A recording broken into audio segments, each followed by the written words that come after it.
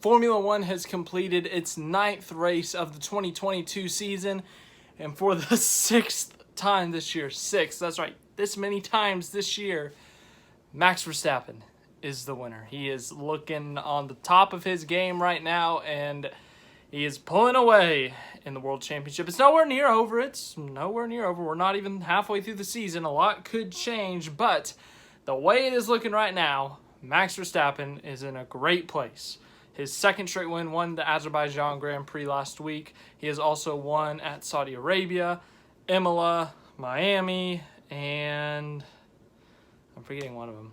He's won a lot this year.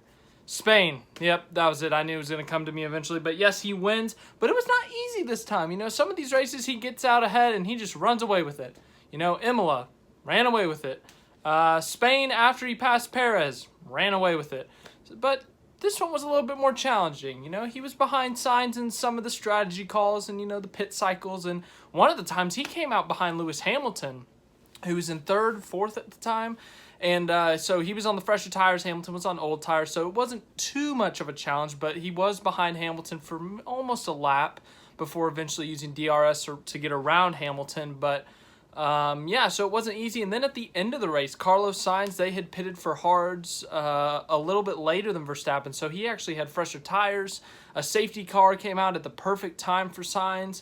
And so Sainz was able to close up on Verstappen. He was within DRS for a few laps. And then by the last 3, maybe 4 laps, Sainz had just really burned up his tires and used everything up, so Verstappen was able to pull out of that 1 second range, and Sainz got close there on the last lap. I think he ended up only finishing less than a second, 0.993 behind Verstappen, so technically under a second. But Sainz tried to make it interesting there at the end, tried to give Verstappen a run for his money and give Ferrari their first win since April and get his first career win. But that's crazy. Ferrari's last win was more than 2 months ago.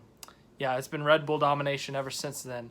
Even though Ferrari, they've dominated a couple races. Spain, they were dominating up until Leclerc blew up. They weren't dominating, but they were up front for Azerbaijan when they blew up. So, the podium, 3 different teams on the podium. A pretty fun podium. Hamilton gets his second podium of the year. They have struggled so much this year in Mercedes. And, let's just go through the finishing results. I'm going to do this quick. I watched the race, but it was on my phone, and it was at a family event, and I was kind of like by myself, and there was something on the big TV, so I didn't catch everything this race. I'm sorry. It was difficult. This weekend's been very busy for me, so apologies if I missed something. If I did, please let me know in the comments. But Verstappen gets himself another win this year. Man, 6 wins in 9 races, not even halfway. Halfway point will be at 11 races. Can he potentially pass? I think Vettel and Schumacher both had 13 wins in a season. Can he get there? I know they had less races, so the percentage wouldn't be as high, but if he gets more, how close could he get on the percentage? But at the same time, Red Bull is reliability back to being a problem for them because Perez had gearbox issues today. I don't know if that was driver error or if it was mechanical error or whatever, but gearbox issues for Perez. We'll talk about him later. So Verstappen extends his lead in the World Championship to 46 points, which is what Leclerc had it at after Australia. So could 46 be the cursed number? Could Leclerc come back and win 3 straight or Perez to close the gap? But Sainz gets second, finishes just behind Max Verstappen, really gave him a push there at the end, looking for his first career win. And as I said after qualifying yesterday, we've seen first-time winners at Canada before. Jean Alesi, who did I say? Lewis Hamilton, some other people. I forget who I said yesterday, but, there's been some first-time winners at Canada before, so Sainz was looking to become another one of them. And then with Ferrari, they had their special red painted box for, start box for Gilles Villeneuve, former Ferrari driver, Canadian. Lewis Hamilton finishes in third, his second podium of the season. As I said, it's been a disappointing season for Mercedes. 8 or 9 straight constructors titles. And, then this year they have been consistently the third best team. So, compared to their past selves, just nowhere near that. But they are slowly, doing better. And, the misfortunes of Perez in qualifying yesterday, and then Leclerc with all the grid penalties, they were able to be ahead of them all day. Probably Mercedes, their most... I hate to say their most legit podium, because all the podiums they've gotten are legit. They're through the full race. You have to finish the race. But this one was probably they had to pass cars. They actually got up there without cars DNFing in front of them that they got this year. So impressive for Hamilton. He beats Russell. Speaking of George Russell, another top 5 finish. All 9 races this year, he has gotten a top 5 finish in that Mercedes.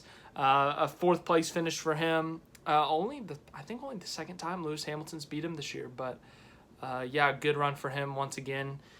He's looked so good all year, I don't need to say it anymore. He's been really good. Leclerc comes all the way from the back of the grid, 19th to finish 5th. He was stuck in a DRS train for a bit, had a slow pit stop at one point, but he was able to overcome all that and get himself a 5th place finish. So Ferrari really damage limitation in terms of both championships.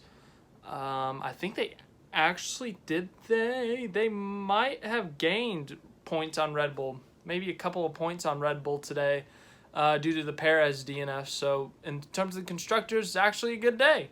Drivers, it's going to be tough.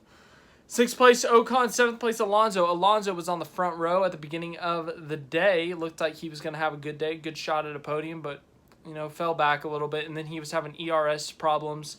And actually, update, one of the rare things that have been good about me making this video so late, and once again I apologize for, Alonso actually got a 5-second grid penalty, a 5-second time penalty for weaving down the straight too many times. So he's actually 9th, I think. So that promotes Bottas and Zhou Guanyu.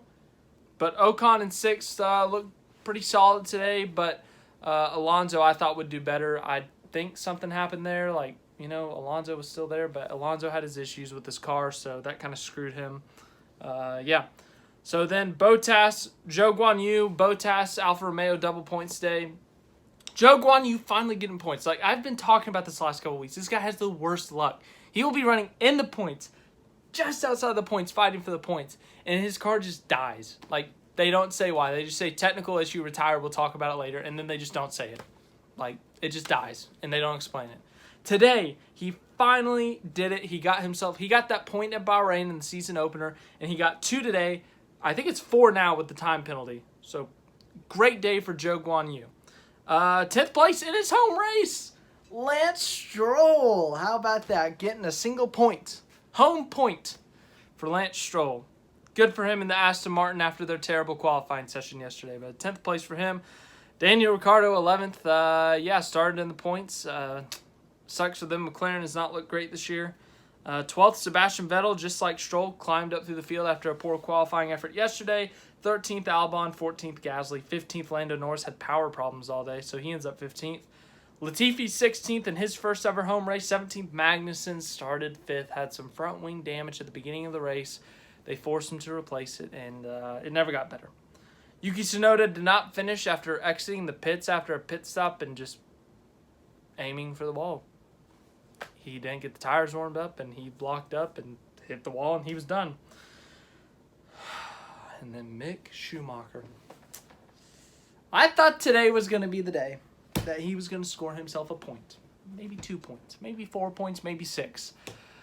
But dang it, Haas's car just had to implode, and Mick did not finish the race. Mick was having a great run. After the whole chaos of the first lap, he was solidly holding on to 8th place. He was up to 7th after Magnussen pitted. He was holding on to it.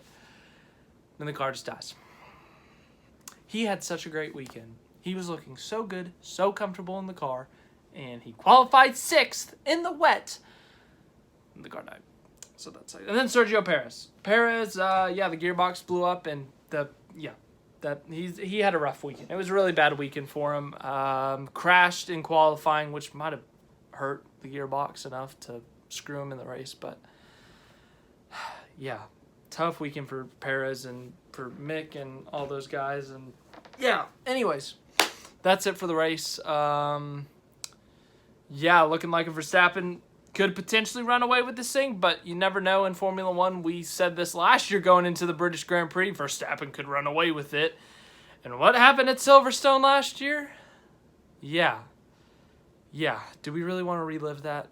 So if Verstappen is going to like lose a big chunk of his championship lead, how about his title rival not send him into the wall at 51Gs this time? How about it be like they beat him on merit, or like a mechanical failure where no one gets hurt or potentially hurt? Anyways, that's the next race, the British Grand Prix. That should be a fun one, I hope. Hopefully it's not as controversial this year. Yeah. The next couple weeks are going to be more chaotic for me. It was chaos this weekend. It's going to be more chaos the next couple weeks, so you just got to bear with me. I'm so sorry. It's going to be chaotic. I will explain it in a video because it's a lot. Anyways, if you enjoy racing, you enjoy all that stuff, leave a like, subscribe, share. We'll talk about it later. I'll explain it later. So have a good day.